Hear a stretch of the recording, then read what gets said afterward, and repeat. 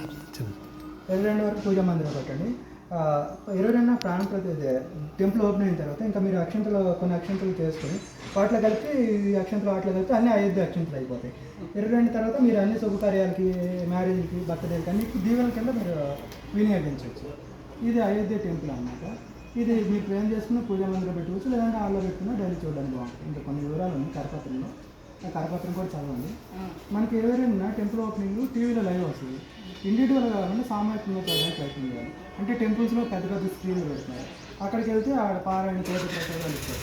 అలా టెంపుల్ వెళ్ళడానికి కుదరదు అనుకుంటుంది. మీరు అపార్ట్మెంట్ అందరూ మాట్లాడుకుని చిన్న పెద్ద స్క్రీన్ పెట్టుకుని చేస్తున్నారు, పారాయణం చేయొచ్చు. ఒక పండుగలాగా చేయొచ్చు, పండుగలాగా దీపావళిలాగా మళ్ళీ దీపావళిలాగా మనం చేయాలన్నమాట. రాముడు అయోధ్య నుంచి తిరిగి అరణ్యవాసం నుండి అయోధ్యకి వచ్చినప్పుడు దీపావళి చేశారు. ఓకేనా, మళ్ళీ 500 సంవత్సరాలు మన టెంపుల్ కట్టుకోగలిగాం అన్నట్టు. దానికి గుర్తుగా మినిమం 5 దీపాలైనా వేడి పెట్టాలి. మళ్ళీ మనకి 500 సంవత్సరాల దాకా మళ్ళీ దీపావళిలాగా మనకి సెలబ్రేట్ చేస్తారు.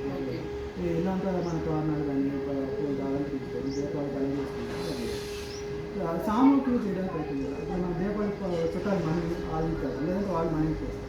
అలా సామూహికంగా చేయడానికి ప్రయత్నం చేయాలి. ఇంకా మీరు ఏదైనా దగ్గర కుదిరితే సాటర్డే హనుమాన్ చాలీసా చాలా ఏరియాలో స్టార్ట్ చేశారు. హనుమాన్ టెంపుల్ రామాలయాలు మీరు వెళ్తే వాళ్ళతో పాటు సాయంత్రం కూడా పారాయణం చేయొచ్చు.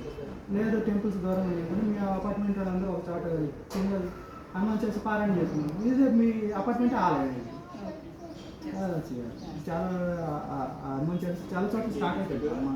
హనుమాన్ టెంపుల్స్ రామాలయాలు మీరు ఇక్కడ చేసుకుని మీకు మంచిది. టెంపుల్కి వెళ్తే మీకు అదొక మోటివేషన్, అందరూ చేస్తాం కదా, వాళ్ళతో పాటు కూడా మీరు చేయవచ్చు. జై శ్రీరామ్.